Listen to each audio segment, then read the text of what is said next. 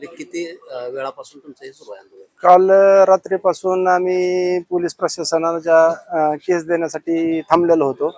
मृतदेह रात्री शासकीय हॉस्पिटलमध्ये त्यांनी हे करून घेतला होता, जमा करून घेतला होता. रात्रीपासून आतापर्यंत 1 वाजेपर्यंत अधिकारी आरोपी देखताच आमच्यावर फक्त खाली चौकशी चालू आहे एवढंच हे करतात आहे. अजून कुठलीही केस घेतलेली नव्हती. आता त्यांनी मॅडमवर चर्चा करून कृष्णा मॅडमने सांगितले त्यांना 105 सेक्शनद्वारे त्यांच्यावर गुन्हा दाखल झाल्याच्या नंतर त्यांना डेड बॉडी ही करण्यासाठी मॅडमनी सांगितलेलं आहे. गुन्हा दाखल न झालं तर पुढची भूमिका आमची डेड बॉडी आम्ही घेणार नाही, कारण अशी बी डेड बॉडी घेऊन आम्हाला मातीच करायची आणि आमची आता बी मातीच झालेली, त्यामुळे आम्हाला डेड बॉडी घ्यायचीच नाही. जीव मारायची आदल्या दिवशी आलती घरी.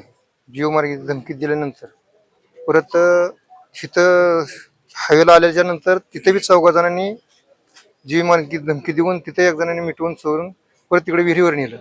विहिरीवर नेल्यावर हाणमार केल्याच्या नंतर त्यांनी काय केलं काय नाही ते काहीच आम्हाला समजलं नाही. धमकी कोणी दिली नेमकी? ते जे आरोपी जे होते का जेसीबी मालिक पोकलेन मालिक अक्षय जगताप किती जण होते धमकी देणार? 4 जण. नाव काय सांगता येत नाही आम्हाला, ओळखीचीच नाहीत आमच्या. कधी दिली धमकी? आदल्या दिवशी रात्री 9 वाजता घरी येऊन धमकी दिली. परत नंतर ह्या विषयावर काय? रात्री घरी येऊन धमकी दिली, दुसऱ्या दिवशी परत मारून टाकलं. तुमचा संशय आहे? संशय नाही, त्यांनीच मारलं, नक्कीच मारलं. अक्षय जगताप, सौरभ जगताप आणि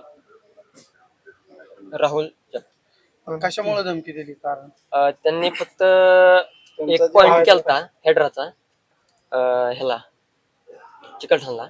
तिथले पैसे फक्त वडिलांच्या खात्यावर होते. वडील म्हणले सकाळी तुमचे पैसे आणून देतो, ते म्हणले आत्ताच्या आत्ता दे. वडील म्हणले आता माझ्या पैसे नाही, बँकेतनं काढून देतो सकाळी. मग ते म्हणले नाही पैसे नाही काय नाही, तुला फक्त रस्त्यावर तुला मारून टाकतो. किती पैसे होते का? 50,000. 50,000साठी यांचा वाद झाला. त्यांनी तुमच्या सोबत काय कॉन्टॅक्ट वगैरे केलं? त्यांनी माझ्या संग कॉन्टॅक्ट नाही केलं. माझं त्यांचं काय नव्हतं, फक्त वडिलांचं आणि त्यांचं. हा